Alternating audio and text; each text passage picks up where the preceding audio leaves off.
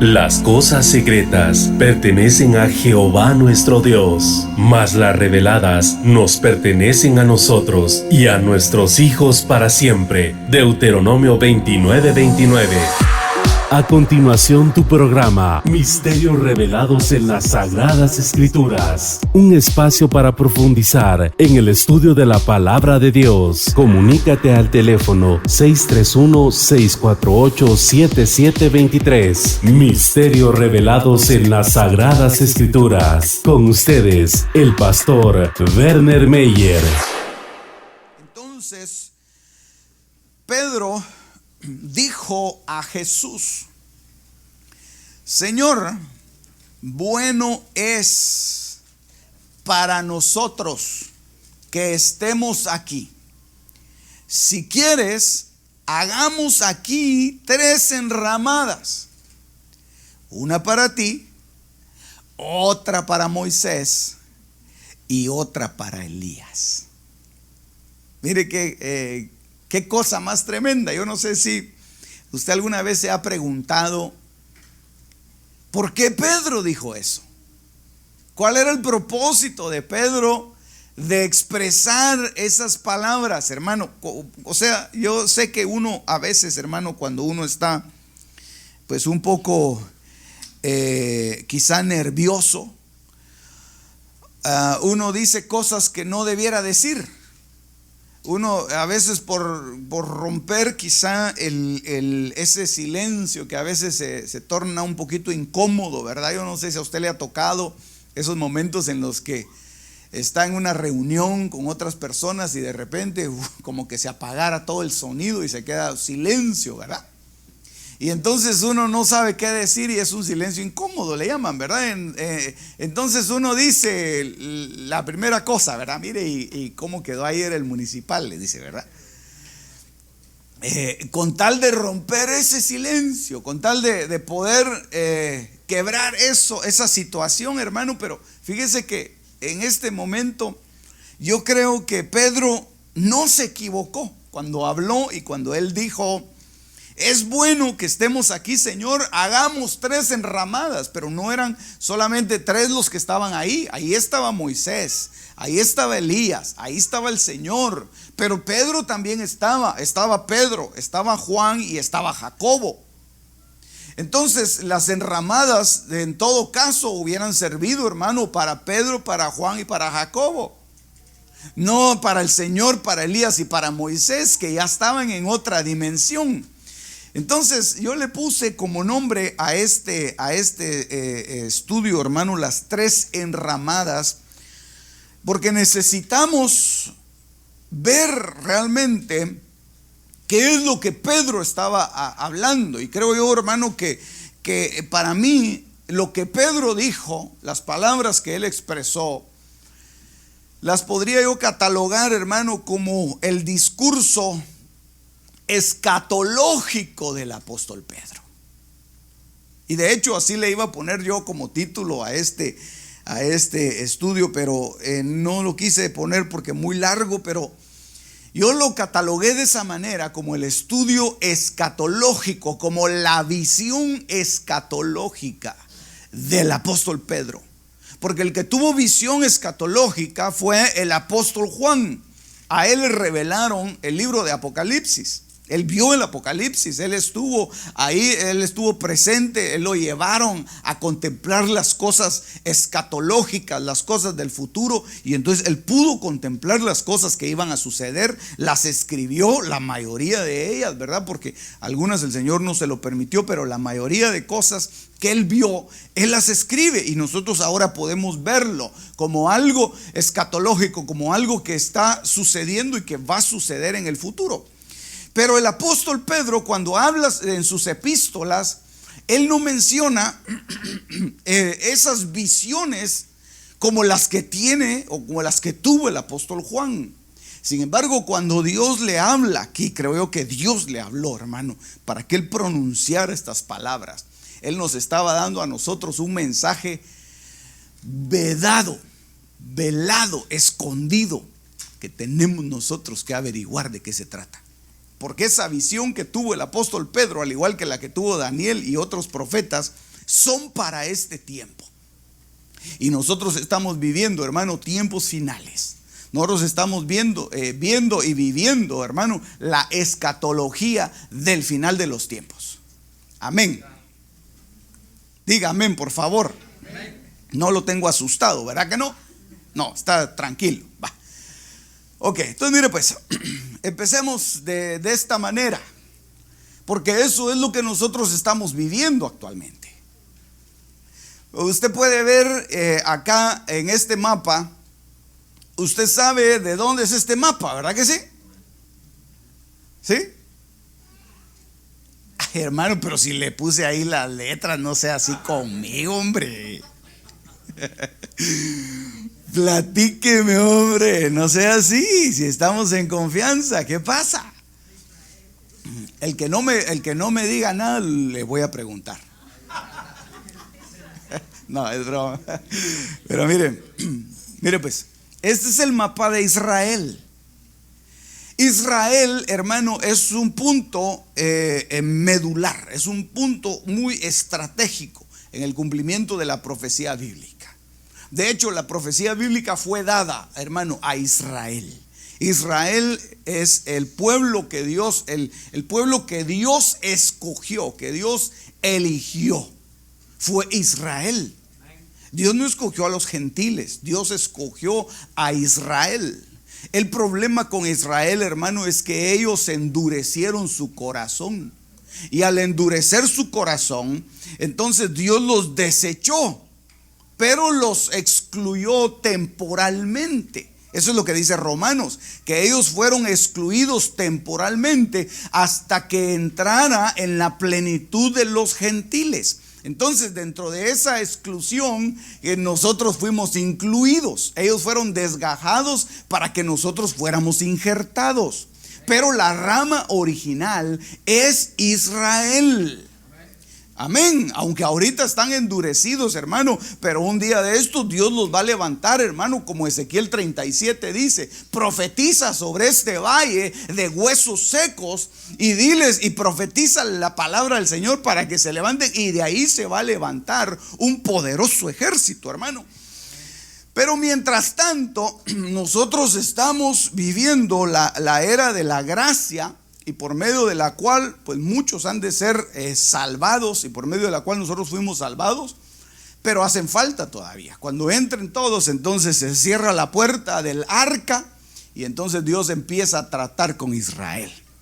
Entonces mire pues, aquí le puse yo esto que está aquí precisamente porque le quiero enseñar que en este mapa hay varios países. Tú tienes ahí mi pointer, hijita. Oh, aleluya. Muy bien. En este mapa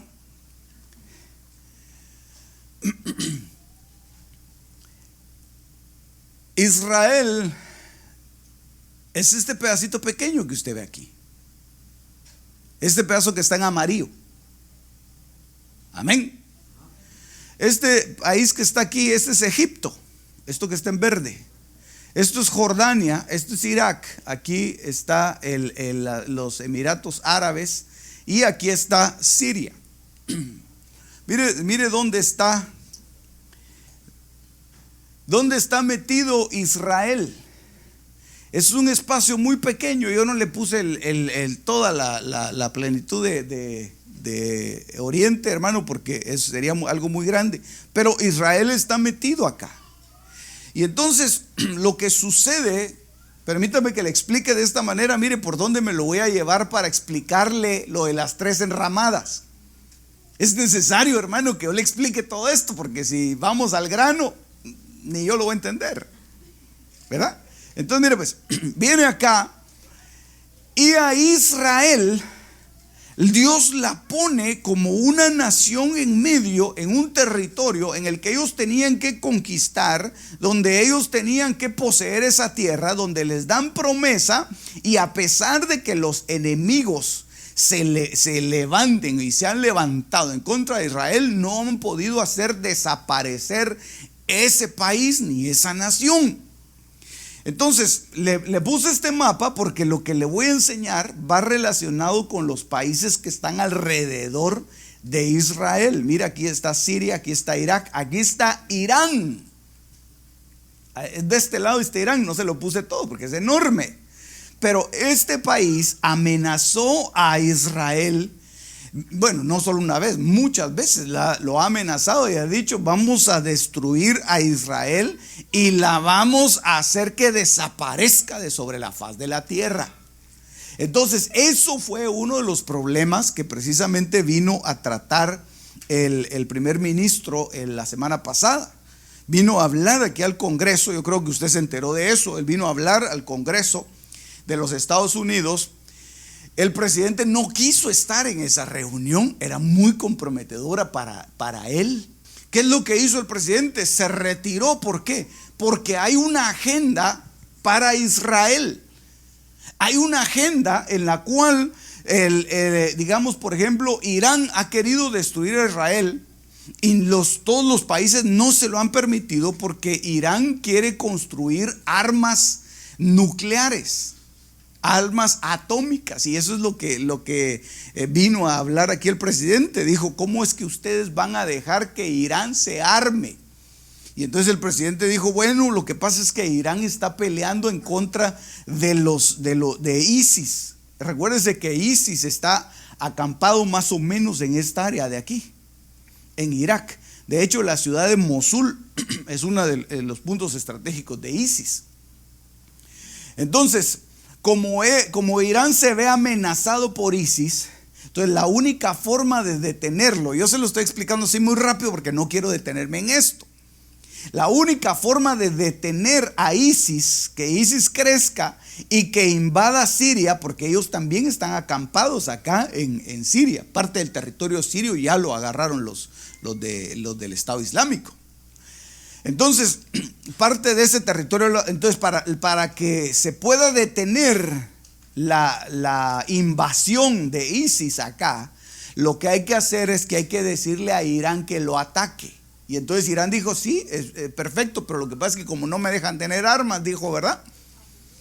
Como no me dejan tener armas, entonces ¿cómo los voy a destruir? Entonces Estados Unidos le dijo: va, pues te vamos a dejar que construyas algunas cuantas para que, pero Irán, hermano, ¿usted cree que el propósito es destruir a ISIS?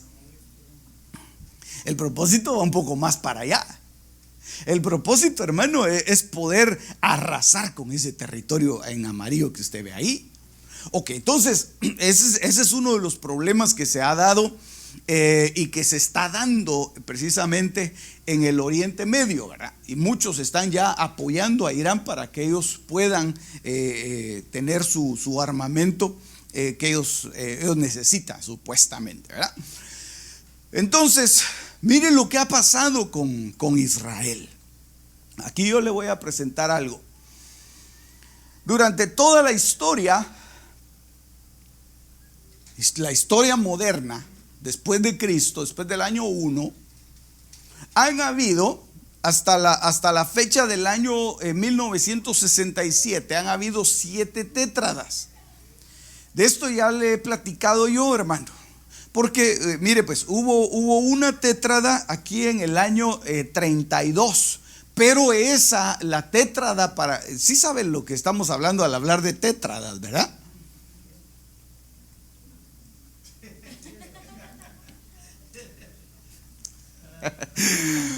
Mire pues. Estos 4 puntitos rojos que están aquí son 4 eclipses, 4 lunas que se han catalogado como lunas de sangre.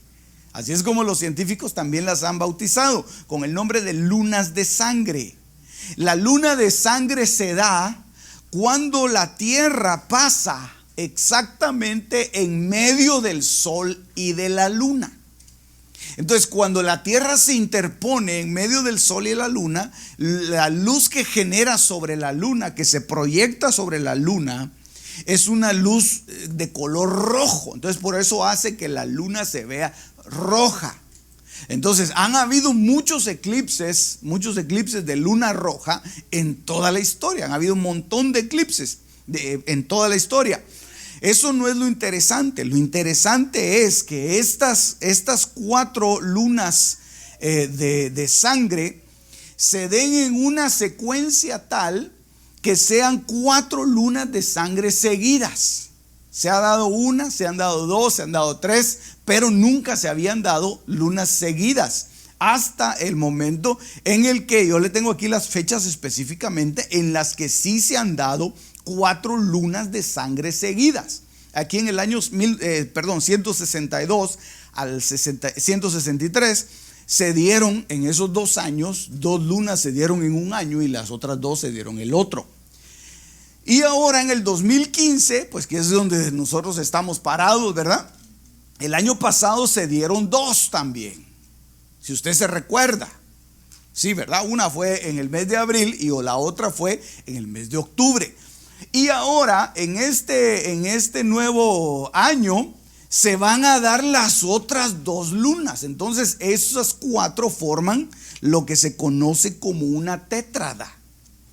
Ok, entonces, ¿qué tiene que ver la tétrada con Israel y con las enramadas? ¿Verdad? Ya me hice yo un ramo aquí pero usted me va siguiendo aquí. Después amarramos todo el tamal, hermano. Ahí va a ver. Entonces, mire pues, en el año 162 se dio la primera tétrada de esta era. ¿Por qué? Porque en el año 32 y 33 se dio una tétrada, pero era de lunas parciales, es decir, no era un eclipse total, sino que era un eclipse parcial. Entonces las empezamos a contar desde el año 162 al año 163. Yo no le voy a explicar mucho de eso porque de eso ya hemos hablado. Y si no se acuerda, pues por ahí está el CD para que usted lo escuche, ¿verdad? Entonces, aquí se dio una persecución, la persecución a manos de un emperador romano que se llamaba Marco Aurelio. Aquí se dio otra persecución, estamos hablando de los judíos, estamos hablando de Israel. Aquí se dio otra persecución que es lo que se le llamó como el Estado Islámico. Aquí ¿cómo le llamaban eso? La conquista islámica, que fue en el año 795. En el año 842 se lograron expulsar de Europa a los musulmanes que estaban persiguiendo a los judíos. Mire, eso fue en el año 842. Luego en el año 860 se volvió a levantar otra vez el Islam bajo la pancarta de una águila islámica para la persecución, para matar judíos. En 1493, se recuerda que el año 1492 hablamos nosotros del descubrimiento de América. Bueno, pues el descubrimiento de América se dio en medio de esta tétrada. El rey de España, ¿cómo se llamaba la reina que mandó a Cristóbal Colón? Isabel la Católica, ¿verdad? Ok, y el rey se llamaba Fernando, se llamaba. Entonces ellos expulsaron a los judíos acá, alrededor de 200,000 judíos. Eso fue algo sangriento, la historia lo describe. Aproximadamente 200,000 judíos. Fue algo tan terrible, hermano, que dice que estos que en el año se empezaron a meter a los barcos, a los judíos, precisamente porque la gente empezó a ver que los judíos tenían plata, tenían oro y tenían diamantes. Y entonces los judíos, para evitar que se los robaran, se los comían, se los tragaban. Y entonces lo que hacía la gente, y eso está en la historia, lo que hacía la gente es que mataban a los judíos y los despedazaban con el propósito de encontrar lo que ellos tenían ahí guardado. O sea, eso está escrito en la historia, y eso fue una persecución que se dio, hermano, en el año 1493, cabal coincidente con la tétrada. La sexta se dio en el año de 1949 al 50, que fue cuando el Estado de Israel fue reconocido en la Organización de las Naciones Unidas. A ellos los reconocieron en el año de 1949. Porque en el 48 fue que a ellos lo declararon, el 14 de mayo, pero entraron a formar parte hasta el 49. Pero mire qué cosa más tremenda, porque creo que fue el 14 de mayo del 48. A ellos los reconoció la Organización de las Naciones Unidas, y al día siguiente, por eso le puse el mapa, al día siguiente las naciones de alrededor, Egipto, Siria, Jordania y Turquía, creo que también estaba metido en ese asunto, le declararon la guerra a Israel. Es decir, que si fue el 14 de mayo, el 15 de mayo le estaban declarando la guerra, porque no querían que ellos se formaran. Entonces Israel, como pudo, hermano, dice la historia que fueron más o menos 15 meses los que ellos pelearon para poder sostener su territorio, el territorio que les habían entregado. Y durante esos 15 meses, mire qué casualidad, hermano, que se da esta tétrada. Qué cosa más tremenda. Mucha casualidad, dirá usted, ¿verdad? El año de 1967, eso también ya hemos platicado, en el año 67 fue cuando esas naciones que están alrededor se volvieron a juntar para pelear y para destruir a Israel. Y entonces Israel se levantó con el poco armamento que tenía y le dio una sopapeada, hermano. Ese es un término griego, ¿verdad?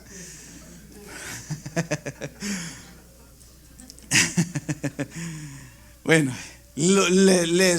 tanto, hermano, que fue ahí donde ellos conquistaron los altos del Golán. Ahí fue donde ellos tomaron los altos del Golán, que es un territorio en disputa actualmente. Ok, entonces, ¿qué es lo que pasa? Que ahora nosotros vemos, hermano, que en el 2014 se da otra tétrada, que empieza en el mes de abril, pero que termina en el 2015, en el mes de septiembre. Y aquí creo que tengo yo algo más para enseñarle. ¿Cómo es que se va a dar esta serie de lunas sangrientas? Porque la Pascua que ellos celebran el año pasado, cayó específicamente en el 15 de abril, que fue cuando se estaba dando la primera luna sangrienta. Y usted dirá, ay, hermano, pero eso ya nos habló hace un montón de tiempo. Pero no importa, porque yo veo que usted no se acuerda muy bien. No, sí se acuerda. Lo único es que es importante. ¿Sabe por qué es importante, hermano? Porque a nosotros nos importa y nos interesa algo de esas fiestas. Porque ahorita estamos como juntando así la hoja para cerrar el tamal, hermano. Ahí va a ver cómo lo vamos a hacer. Entonces, Joel 2:31 dice: el sol se tornará en tinieblas y la luna en sangre antes que venga el día grande y espantoso de Jehová. Hermano, en muchos lados lo que se predica es otra cosa. Prosperidad, que debe ser millonario en 6 pasos, ¿verdad? Cómo ser feliz. Y eso está bueno, hermano, pero yo creo que una de las cosas que nosotros tenemos que entender, hermano, es que viene un día grande y terrible, y que hay que preparar a la gente para ese día grande y terrible, y decirle, mire, hay que consagrarse para que no nos alcance ese día a nosotros, porque nosotros no fuimos preparados para destrucción ni para perdición. Amén. Ok, entonces sigamos acá. El día 15 de abril se dio una luna sangrienta. El día 8 de octubre se dio otra. La otra semana, el 20 de marzo, se va a dar un eclipse que no creo que se vaya a ver acá, pero se va a ver en Europa. Y ya están dando advertencias a la gente que va a estar pendiente de esto, porque eso puede lastimar la vista, ¿verdad? Eso se va a dar el 20 de marzo.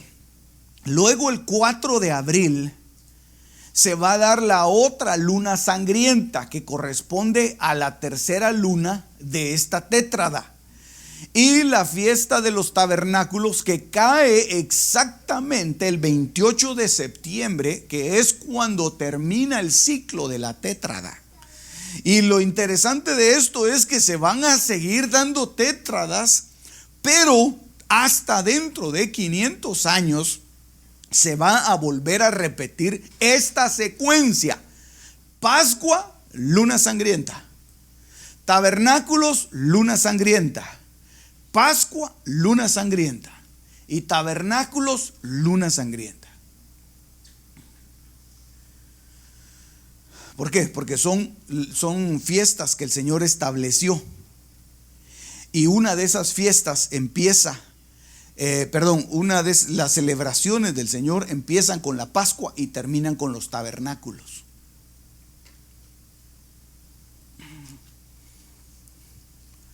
Aleluya. Mire pues, este es un calendario. Aquí tiene usted los meses: enero, febrero, marzo, abril, mayo, junio, etcétera, etcétera, etcétera. ¿Los logra ver? Amén.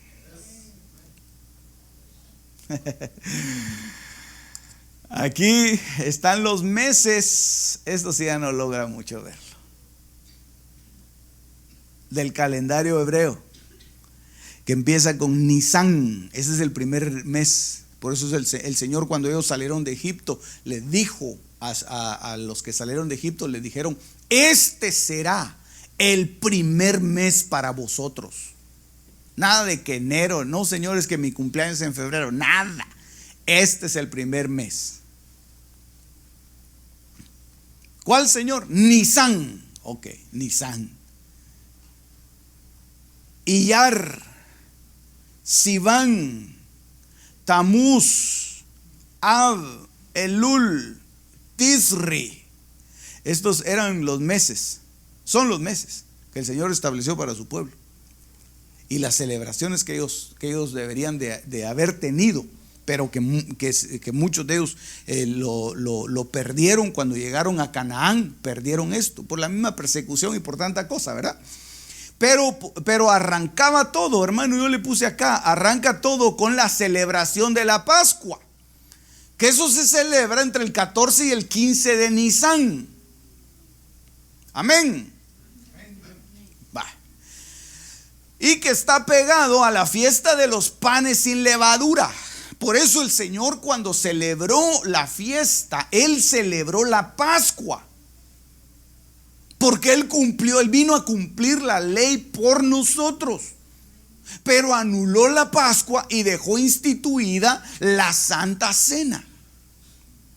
¿Ya? Por eso es que yo le he dicho, hermano, que no está bien que nosotros le digamos la última cena. En todo caso hubiera sido la primera cena, porque el Señor instituyó, en todo caso sería la última Pascua. De aquí en adelante se iba a cambiar. Ya no se iba a celebrar la Pascua, se iba a celebrar la cena del Señor. Esto haréis en mi nombre. Esta es mi sangre, este es mi cuerpo, y las veces que la bebáis lo hacéis en rememoranza mía. Eso fue lo que dijo el Señor, 1 Corintios 11 o 10 o por ahí, usted lo busca.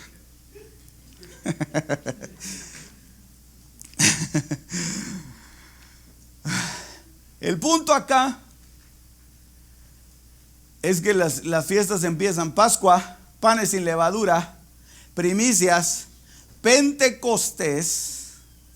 Recuérdense que el Señor murió aquí, y en Pentecostés fue que vino el Espíritu Santo. Y luego pasa un espacio de 3 meses y entonces se vuelve a celebrar la celebración de las trompetas, la fiesta de las trompetas. Pero después de la fiesta de las trompetas viene la fiesta de la expiación para terminar, oiga, para terminar con la fiesta de los tabernáculos. Entonces, ¿cuál es la primera fiesta? Ok, ¿y cuál es la última? Tabernáculos. Ok, muy bien. Levítico 23:34. El día 15 de este mes séptimo. Ya usted lo ubica ahí en el dibujo que hizo. El día 15 de este mes séptimo es la fiesta de los tabernáculos. Se celebrará al Señor por 7 días. Ahora, esta fiesta tenía 3 propósitos, así muy rápidamente. Uno era un propósito histórico, recordar, no olvidarse. Señor, ¿y por qué vamos a celebrar la fiesta de los tabernáculos? Si yo tengo mi casa, ¿para qué me voy a ir a dormir en una champa? Porque eso era lo que ellos hacían, hermano. Construían una especie de rancho con hojas de palmas y todo, y ahí las ponían. Y entonces, Señor, pero si yo tengo mi cama, Señor, yo hasta cama de agua tengo, Señor, ¿por qué me voy a ir a dormir en un petate allá afuera? Porque tienes que recordar que fuiste esclavo y que Dios, con su mano poderosa y su brazo extendido, te sacó de la tierra de esclavitud. Te trajo por ese desierto y te metió a un lugar en donde ocupaste casas que no habías construido, donde veniste a cosechar lo que no habías sembrado, donde venías a ordeñar el ganado que tú no habías dado a luz. Y todo ese tiempo que estuviste en el desierto, el pueblo habitó en cabañas. Así que ahora tú vas a recordar eso todos los años. Entonces era un propósito recordar. El otro propósito era un propósito presente, era una obediencia. Las fiestas se tenían que hacer con obediencia. Y hasta había un castigo, hermano, para el que no subía a celebrar la fiesta. Dice Zacarías, hermano, que aquellos que no subieran a celebrar la fiesta de los tabernáculos, no iba a llover sobre su tierra. Iba a venir pestilencia, iba a venir enfermedad, iba a venir muerte sobre aquellos que no cumplieran eso. Qué cosa más tremenda. Entonces, de alguna manera, hermano, la fiesta esta tenía un propósito de obediencia, de obedecer y de temerle a Dios. Y el otro propósito, que es en donde yo quiero centrarme un poco, es el propósito futuro que tenía esa fiesta. Porque las cosas que le sucedieron a Israel son ejemplo para nosotros. Eso es lo que dice 1 Corintios 10:11. Son ejemplo para nosotros, para que no pequemos, para que no hagamos cosas malas, para que no seamos fornicarios. Bueno, tanta cosa que dice ahí, y en Hebreos capítulo 6 también lo dice. Entonces, de alguna manera, lo que ellos hicieron, hermano, estaba representando lo que iba a venir después sobre la iglesia. Entonces tenía un propósito futuro. El propósito futuro era profetizar lo que había de venir. ¿Y qué había de venir? De acuerdo a lo que dice Levítico 23:34. Dígame usted. Iba a venir. Le voy a dar una ayudadita. Algo para cubrir.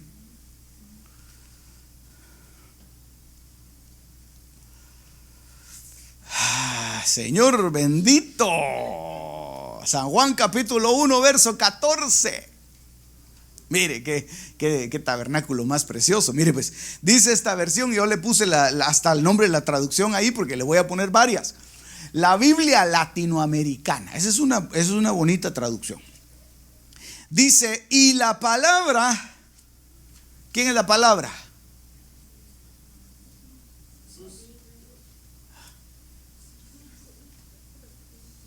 Hello. Está con P mayúscula.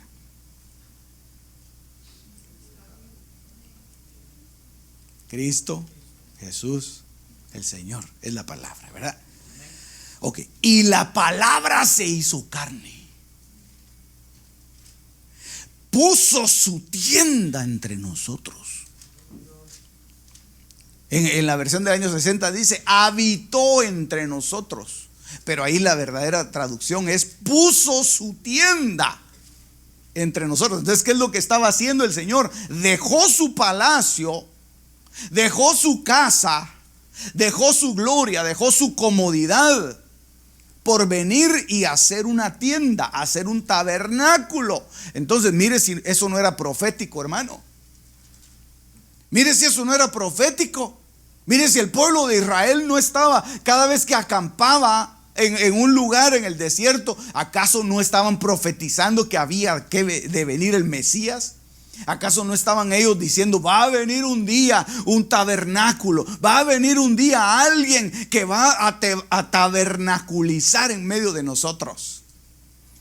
Dice, puso su tienda entre nosotros y hemos visto su gloria.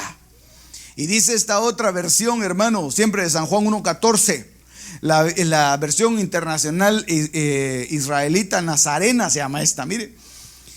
Y el verbo, estamos hablando de Cristo, porque es la misma versión, ¿verdad? Es la misma, el mismo verso. Y el verbo se hizo carne y acampó entre nosotros. Es decir, que puso su campamento entre nosotros. Y vimos su gloria, una gloria como del unigénito del Padre, lleno de amor, de gracia y de verdad. Y dice esta Biblia textual, el verbo se hizo carne y tabernaculizó entre nosotros y contemplamos su gloria, gloria como del unigénito del Padre, lleno de gracia y de verdad. Oh, hermano, entonces aquí es donde nos acercamos un poquito más a las palabras del apóstol Pedro. Porque el apóstol Pedro, hermano, nosotros tal vez nos hemos imaginado al apóstol Pedro como alguien así alto, robusto, rústico, hermano. Así grosero, así muy, quizá a veces hasta muy drástico en muchas cosas. Pero una de las cosas que tenía el apóstol Pedro, hermano, y que yo lo puedo ver aquí con lo que hemos estado estudiando hasta ahorita, es de que el apóstol Pedro sabía escatología. Él no solo era espada, hermano. Vienen por el Señor, ya, yo saco mi espada. No, Pedro, guárdala. Hasta le voló la oreja a Malco, hermano. Si Malco no se hace los quites, puro Matrix, le vuela la cabeza, hermano. Pero Pedro no se lo mire usted, hermano, así serio y tal vez uno hasta se lo imagina hasta mal encarado. Pero él estaba atento, hermano, a las enseñanzas del Señor. Él estaba atento y él veía los tiempos, él veía las profecías. Él era un hombre, hermano, que le gustaba hablar, pero le gustaba preguntar también.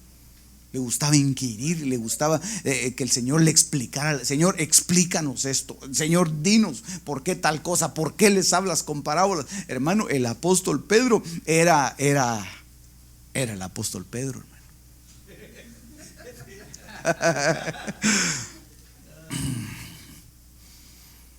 Un hombre tremendo. Por eso es que cuando él vio, ahorita vamos a llegar a eso.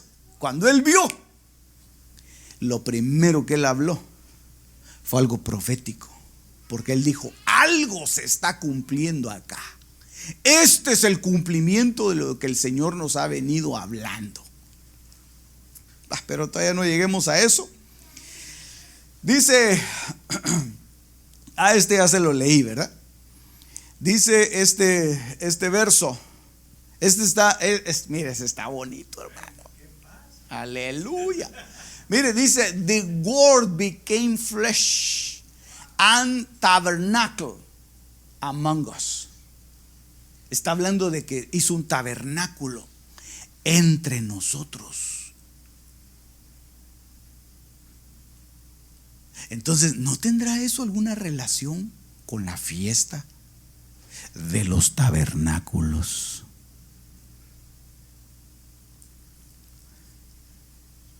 ¿No nos querrá decir algo el Señor con las tétradas? Y que la última luna sangrienta cae cabal en la fiesta de los tabernáculos. ¿No será que el apóstol Pedro vio una fiesta de tabernáculos en el tiempo final? ¿No será que es una señal para la iglesia también, hermano?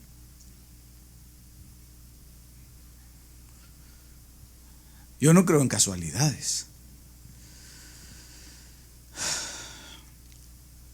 Aquí la palabra acampar es la palabra eskenó.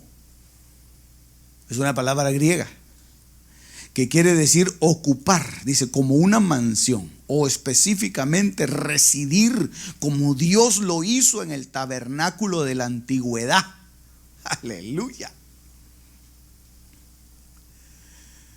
Oh Señor, ¿cómo habitaba? ¿Cómo habitaba? Hermano, yo sí me estoy dando a entender, o solo yo estoy, agarren al pastor, ya se va hasta allá. ¿Ah? No voy solo, así vamos caminando juntos, ¿verdad que sí? ¿Cómo habitaba la presencia de Dios en el tabernáculo?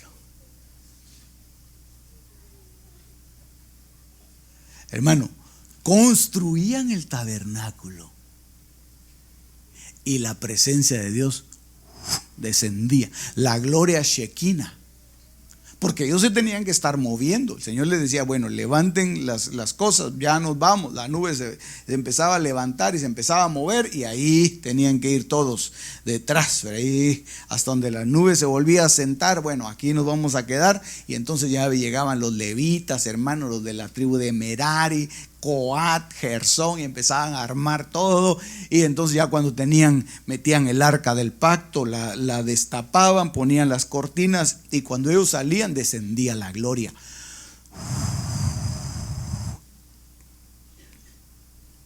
Yo lo vi, hermano. Pero en un sueño, tal vez dirá alguien, ¿verdad?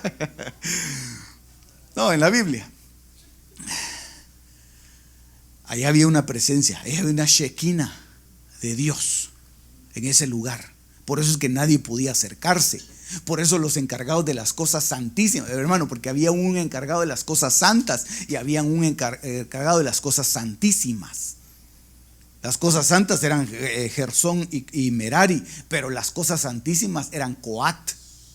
Los de la tribu de Coat eran los que se encargaban de eso delicado, lo que estaba de oro, los querubines, el arca del pacto, cosa tremenda. Entonces, cuando ellos ponían eso, la gloria descendía, entonces tabernaculizó. Entonces, cuando veo yo esta palabra, es que no estamos hablando dice aquí, es como acampar, es como ocupar, es como residir, y como Dios lo hizo en el tabernáculo de la antigüedad, símbolo de protección y comunión. Aleluya.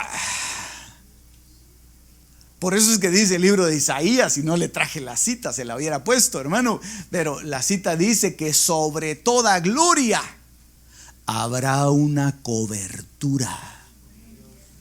Sobre toda gloria habrá un dosel. Por eso no es que nosotros prediquemos la cobertura, no, hermano, nosotros predicamos lo que dice la palabra. Pero es importante entender, hermano, que hay un tabernáculo, que donde hay un tabernáculo, ahí es donde Dios se va a manifestar, donde Dios va a manifestar su gloria. Y ahorita vamos a ver cómo lo va a hacer, porque todavía me faltan 67 slides. Siempre lo asusto, ¿verdad? No, ya nos vamos, hermano, ya tranquilo, ya ahorita nos vamos. Nehemías 8:16 dice: así que la gente salió a buscar ramas y cada uno construyó con ella su propia enramada. Unos la hicieron en el piso alto de la casa, otros la hicieron en el patio y aún otros la hicieron en la plaza del templo de Dios, frente a la entrada del agua y frente a la entrada de Efraín. Entonces ellos ya tenían mucho tiempo de no celebrar la fiesta de los tabernáculos, y cuando leyeron en la ley se pusieron a llorar y dijeron: pero es que hemos dejado de atender esta ordenanza del Señor. Hagámoslo entonces. Y Nehemías organizó a la gente, hermano, y ellos empezaron a hacerlo de esa forma. Ahora, ¿cómo lo hace? Yo por eso le puse un ejemplo acá, hermano, en la actualidad, cómo lo hace todavía el pueblo judío, ¿verdad? Ellos también, pues obviamente ellos celebran lo que ellos le llaman el Sukkot. Esa es la fiesta de los tabernáculos, el Sukkot. Nosotros no somos llamados, y yo le voy a dejar claro eso, ¿verdad? Porque no lo voy a encontrar yo un día de estos.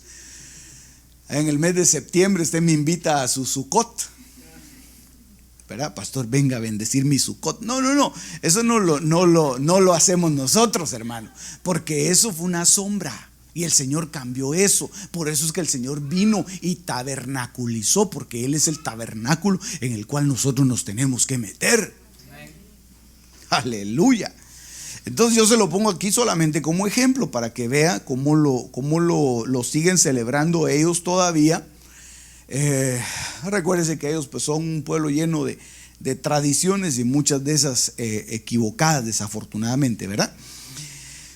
Mateo 17:4, leo de nuevo el verso que le había puesto al principio. Entonces Pedro dijo a Jesús: Señor, bueno es para nosotros que estemos aquí. Si quieres, hagamos aquí 3 es que no.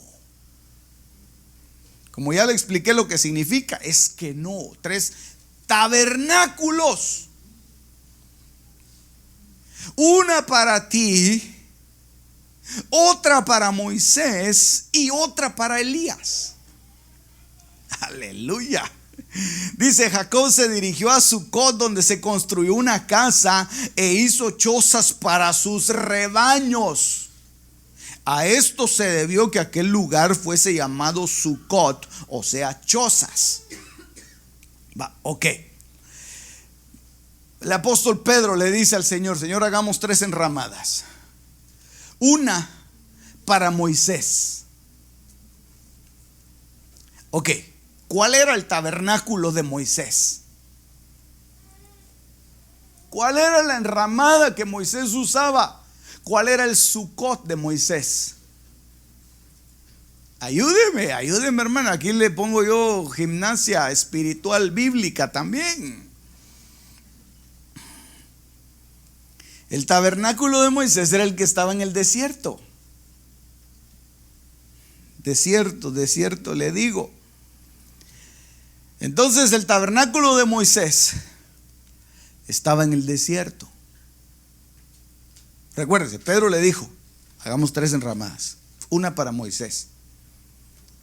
Entonces él sabía, Moisés acampó en el desierto. Otra para Elías.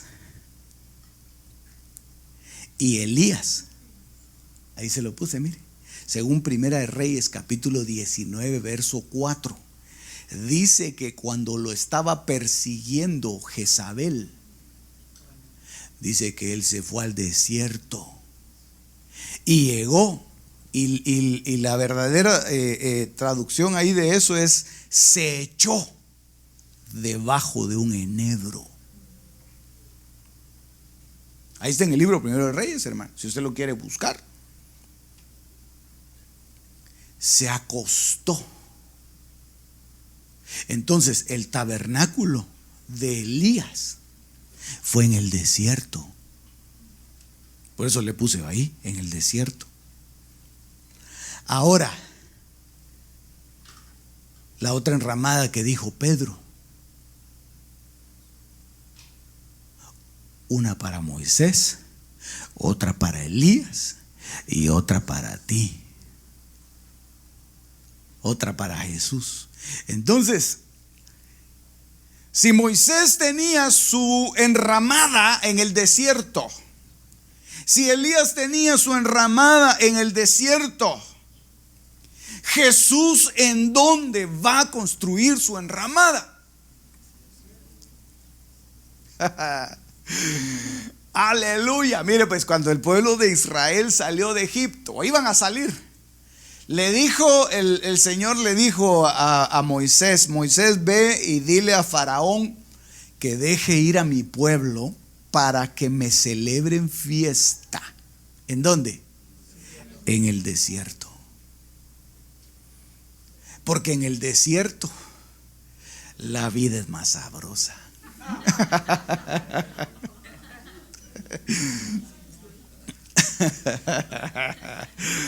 No, ese es un coro, ¿verdad? En la playa, ¿cómo era? En la playa la vida es más sabrosa, dice, ¿verdad? Pero mire, hermano, en el desierto es que el Señor se va a levantar un tabernáculo. Aleluya. Y eso es aquí, hermanos, donde nosotros vemos el cumplimiento de la profecía. Porque yo creo que ahorita, con que a los judíos los hayan dejado orar en el templo la semana pasada, salió un edicto en donde ellos los iban a dejar orar adentro del templo. Antes oraban ellos solamente en el muro, ¿verdad? Ahora ya los dejan entrar. Eso, hermanos, lo que está diciendo es: los judíos un día van a decir: este templo está muy, muy viejito, nosotros vamos a construir uno nuevo, ya lo tenemos casi hecho. Y yo lo que creo, hermano, es que dentro de unos cuantos meses, días u horas, va a salir la noticia: empiezan a construir el tercer templo. Entonces, cuando construyan el tercer templo, se está formando, el templo es un tabernáculo. Y el enemigo sabe que ese es un tabernáculo. Entonces el enemigo va a querer ocupar ese tabernáculo. Por eso es que la Biblia dice en el libro de Daniel que él, a la mitad de la semana, interrumpe el sacrificio continuo y se sienta en el templo de Dios como Dios. ¿Por qué? Porque él va a pedir adoración para sí en el templo, en el tabernáculo, en la enramada, en el Sucot, que le pertenece a Dios. Pero para que haya Sucot, primero lo tienen que construir. Con lo que el enemigo no cuenta, hermano, es que nosotros no estamos esperando ese Sucot.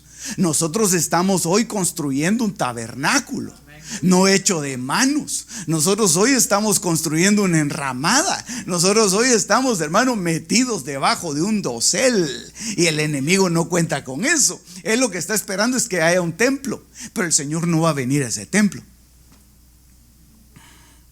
Aleluya.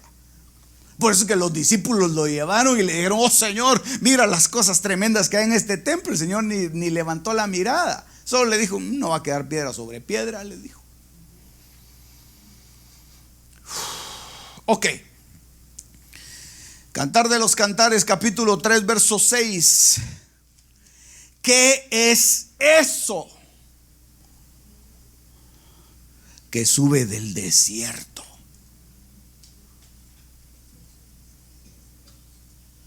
¿Vio la foto que yo le puse ahí del Sucot moderno? ¿Lo vio? Tenía unas ramitas ahí de palma y todo eso. La gente que pasa por ahí tal vez ha de decir: ¿y qué es eso? Pues bonito, le dice, ¿verdad? ¿Y qué saber qué será vos? Yo que tal vez se están adelantando a la Nochebuena. Ya hicieron su ¿cómo se llama esa cosa que ponen ahí? Es un nacimiento, ¿verdad? Yo como no sé de eso, hermano, disculpe. Pero mire, nadie sabe qué es. Por eso es que aquí en el Cantar de los Cantares todos miran el tabernáculo y dicen: pero ¿qué es eso tan feo que sube del desierto? Parece como columnas de humo, con perfume de mirra e incienso, con todos los polvos aromáticos del mercader. Y viene la respuesta divina que dice: he aquí, es la litera de Salomón. 60 valientes la rodean de los valientes de Israel. Y si usted sigue leyendo, dice, todos ellos manejan la espada. A causa de los temores de la noche. Si lee usted el siguiente verso por su propia cuenta.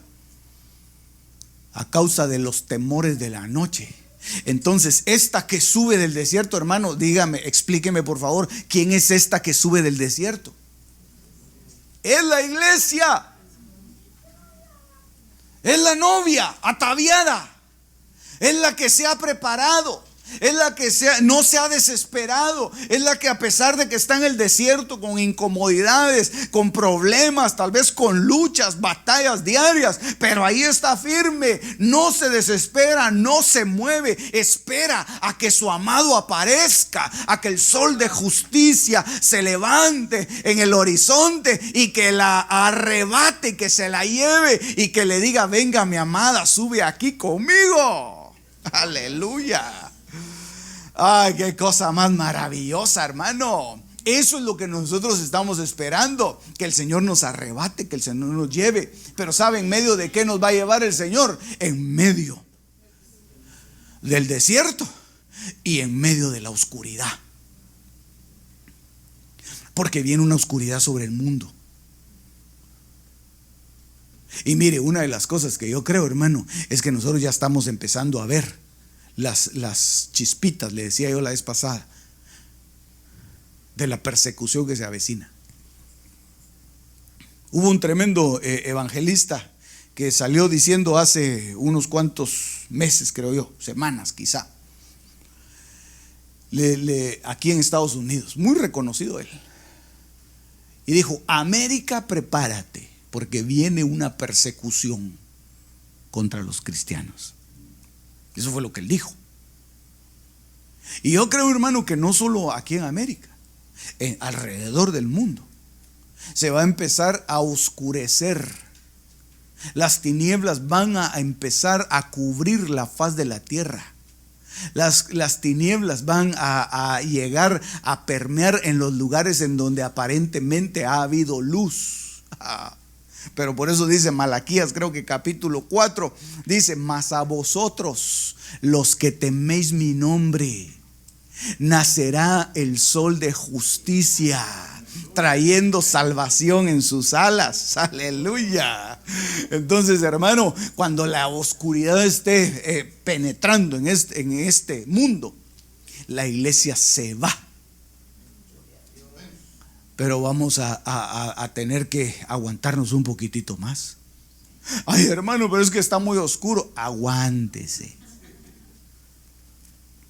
Ay, hermano, pero el Señor ya no va a venir. Va a venir. Él dijo que iba a venir y Él va a regresar. Por eso aquellos ángeles se pararon donde estaban los discípulos viendo hacia arriba y le dijo: este mismo Jesús, así como lo habéis visto subir al cielo, así mismo lo veréis descendiendo del cielo. Aleluya. Entonces Él va a venir. Y cuando esté en las nubes va a llamar a su amada: sube acá. Señor, pero no vas a venir aquí. No, todavía no es el tiempo. Porque si usted ve, hermano, aquí en el Cantar de los Cantares hay dos arrebatamientos. Uno está aquí en el capítulo 3 y el otro está en el capítulo 6. Y dice: ¿quién es esta que sube del desierto? Dice también. O sea que los que se quedaron también se quedaron penando, hermano. Y peor, ¿verdad? Porque tienen que lavar sus vestiduras. Según Apocalipsis 7:14, tienen que lavar sus vestiduras en la sangre del Cordero.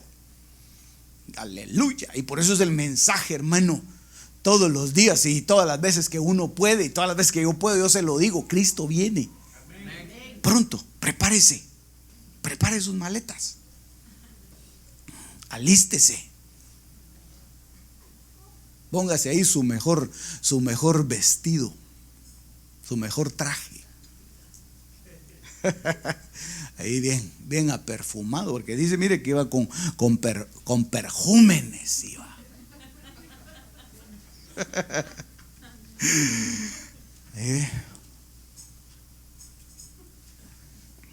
A veces a otros hay que darles perfume, pero así, ¿verdad? Póngase ahí, hermano. Pero a usted así, suavecito. Aleluya. Salmo 27:5 dice: porque Él me esconderá en su tabernáculo en el día del mal. Me ocultará en lo reservado de su morada, y sobre una roca me pondrá en alto. Aleluya. Muy bien, hermano, entonces, ¿cuál es la conclusión del tema? No le voy a dar la conclusión. Esta es la introducción, porque eso era lo que yo le iba a explicar para poderle predicar. Que si no le explico eso, que usted no me va a entender, hermano. No se preocupe. En el desierto somos llamados a celebrar la fiesta Sukkot, de tabernáculos. Entonces, ¿qué quiere decir eso? Que tenemos que levantar un tabernáculo. Tenemos que levantar un tabernáculo. Un tabernáculo en distintas facetas. Oiga, Hechos 15:16. Y después de esto volveré y reedificaré el tabernáculo de David, que está caído, y repararé sus ruinas y lo volveré a levantar. Por eso es que yo le digo, hermano, que en el último tiempo se va a tratar de levantar otro templo, otro tabernáculo, en donde no va a estar la presencia de Dios. Porque David tenía la presencia de Dios en su tienda, no la tenía en un tabernáculo. A la par de su palacio, él todos los días se levantaba, se iba a la terraza y empezaba a ver y veía la tienda. Una tienda, hermano, donde estaban unas cortinas, una tienda quizá un poco sucia por el polvo. Y ahí estaba el arca del pacto, y ahí se iba el rey David, se iba a refugiar, a orar, a alabar al Señor, porque ahí estaba la presencia de Dios, hermano, en ese tabernáculo. El asunto es que ya cuando el hombre empezó a crear aquellas tremendas obras imponentes, hermano, la presencia de Dios no la apreciaron y se fue. Oh, muy lindo puede estar todo, pero muy frío, decía el Señor, ¿verdad? David me gustaba más allá en aquella tiendecita, allá donde nos encontrábamos a platicar, ahí donde yo te hablaba. Es que aquí, no sé, me siento extraño. No es por el lugar, sino que es por aquellos que están construyendo el tabernáculo, es decir, nosotros. O anhelamos su presencia, o la presencia se retira. Por eso es que cuando nosotros venimos a un culto, una de las cosas que no debe faltar es su presencia. Porque si nos falta su presencia, usted vino a una religión más.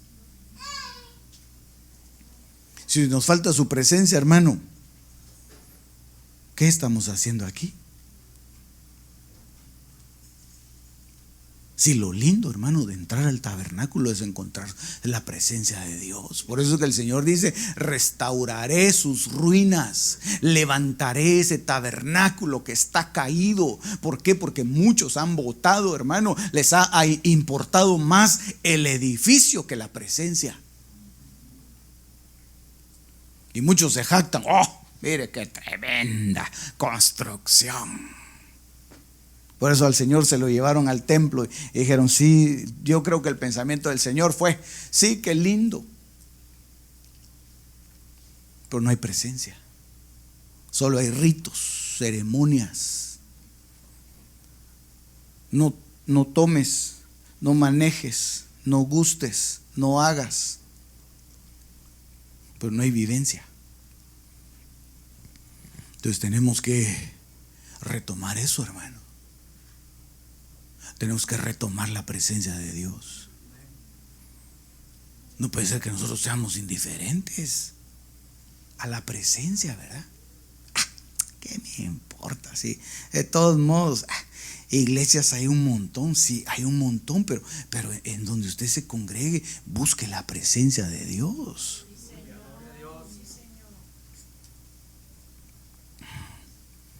Y esto habla de muchas cosas. Yo no quiero alargarme, hermano, porque el tabernáculo de David estaba lleno de muchas cosas. Había alabanza. En el tabernáculo de David había alabanza, hermano. Y alabanza tremenda.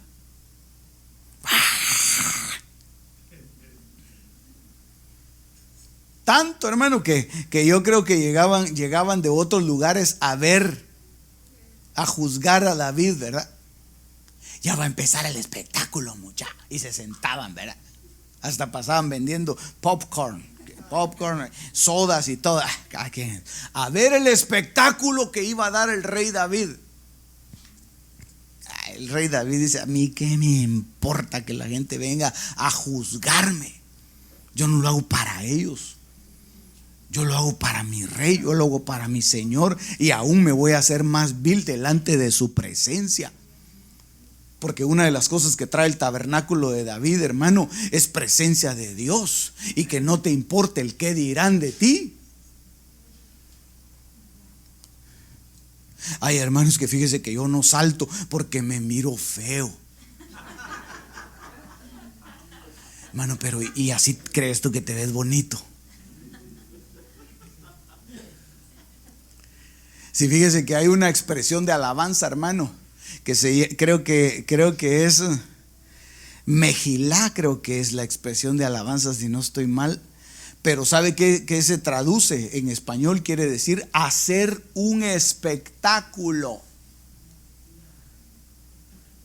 Eso es lo que se traduce, hermano, la palabra alabanza ahí. Hacer un espectáculo. ¿Pero para quién? Para que la gente le mire a uno y lo aplauda. ¡Ah, qué bonito! Échese otra caravuelta, pastor. Así para atrás. No, si no soy Michael Jackson. Vengo a hacer un espectáculo para Dios. Usted viene a hacer un espectáculo para Dios. Usted viene a decirle: Señor, ¿qué quieres que yo haga? Por causa tuya, Señor, voy a danzar, voy a gritar, voy a dar alaridos, lo que sea, con tal de atraer tu presencia. Y ese corazón, hermano, Dios lo va a ver y va a hacer descender su presencia sobre tu vida. Por eso le digo, hermano, aquí tendríamos que hablar del tabernáculo de David. En el tabernáculo de David hay adoración. No es lo mismo alabar que adorar. Alabar, hermano, toda la creación adora. Perdón, alaba. Toda la creación alaba. Si es lo que dice el Salmo 150, ¿verdad? Alábele con flauta, con panderos, con danza. Alábele. Todo lo que respira, termina el salmista, ¿verdad? Todo lo que respira, alabe a Jehová. Pero los adoradores son aquellos en espíritu y en verdad. Y a los tales el Señor los anda buscando. ¿Y dónde los busca? Dentro de los que alaban. O sea que no todos los que alaban adoran.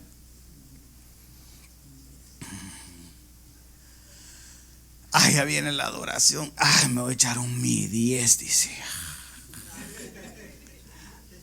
Yo digo: está bien, duerma, pero no ronque porque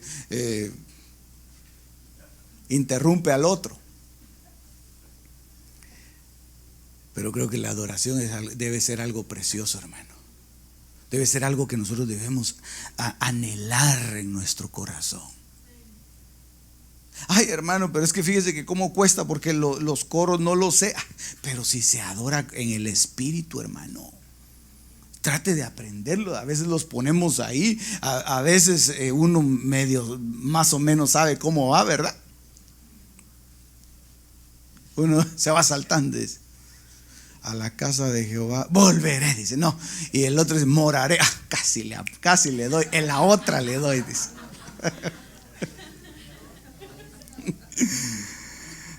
Pero no se pierda ese momento de adoración, hermano. No se pierda ese momento de adoración, de entregarle al Señor. No es un momento de petición. Bueno, hermano, vamos a adorar. Señor, dame esto. Señor, sabes que necesito. No, es un momento de darle a Él. Es un momento de adorarlo, de decir: Señor, tú eres grande. Señor, te amo. Señor, darle el incienso al Señor.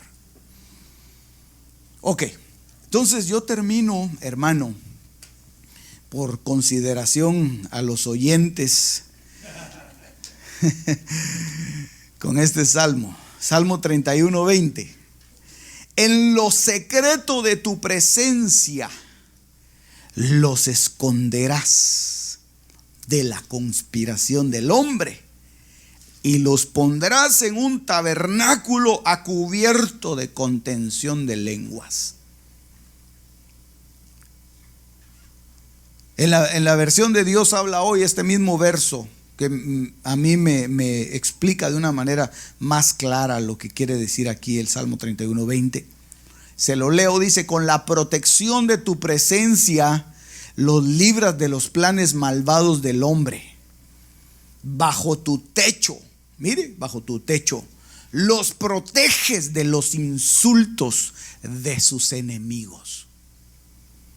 Entonces, cuando uno está en el Sucot de Dios, cuando uno está en la enramada, cuando uno está debajo del tabernáculo, hermano, el Señor nos protege de cualquier tipo de acechanza del enemigo.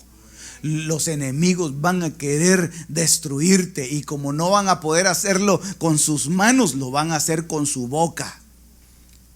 Y van a empezar a vituperarte, van a empezar a decir esto, van a empezar a levantarte muchas veces falso testimonio, van a empezar a tergiversar lo que tú dices.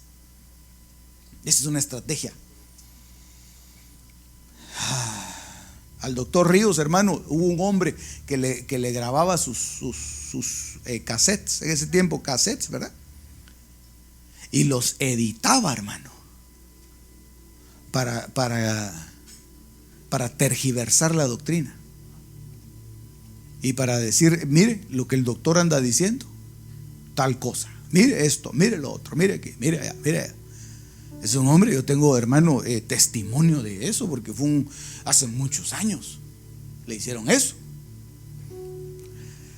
Y él, bueno, dijo: pues ahí el Señor se entenderá, pero él estaba debajo de un tabernáculo. Entonces, mire, hermano, no es para que nos alegremos, pero a ese hombre que hizo eso, en un ataque de locura, agarró el cordón de la plancha de su casa, mató a su esposa, hermano, se fue a la cárcel. Ni cuántos años, pero era un hombre que se dedicaba a eso con una malicia tremenda. Entonces, ¿será que Dios nos protege? No tienes que ponerte a defender, ¿verdad? No, hermano, es que yo no dije. No, hermano, es que aquí, no, que aquí, que allá, que Cuyana. Deja que Dios te defienda y deja que Dios te proteja. Y vas a ser cubierto, dice: los pondrás en un tabernáculo a cubierto de contención de lenguas. Todos aquellos que te tratan de vituperar y de insultar van a quedar avergonzados. Amén y amén. Cierra tus ojos.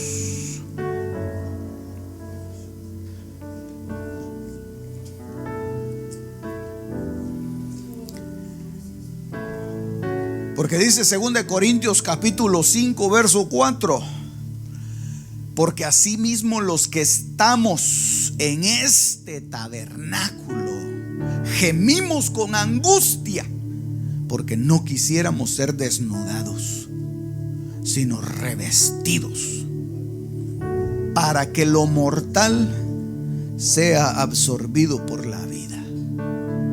Así que necesitamos estar, hermano, debajo de una cobertura. Tú no puedes estar solo o aislado. Tú no puedes permanecer así. Dios nos ha extendido un tabernáculo, Dios nos ha extendido una cobertura, no solamente ministerial, sino una cobertura espiritual que nos cubre. Y que un día el Señor nos va a levantar con esa cobertura preciosa. Así que aunque pasamos problemas, pasamos necesidades, aunque tal vez estamos tratando de salir adelante con las batallas diarias, ten por seguro que el Señor pelea tus batallas y que mientras tú estés debajo de esa cobertura, el enemigo no te va a poder tocar. El enemigo no te va a poder tocar. No va a poder levantar un arma contra ti, porque estás debajo de un sucot, debajo de un tabernáculo. Así que en el nombre de Jesús,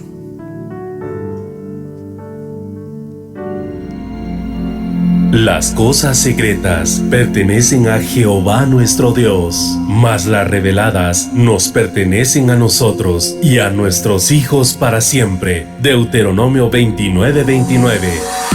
Este fue tu programa Misterios Revelados en las Sagradas Escrituras. Te esperamos en el próximo de la serie con el pastor Werner Meyer. Comunícate al teléfono 631-648-7723.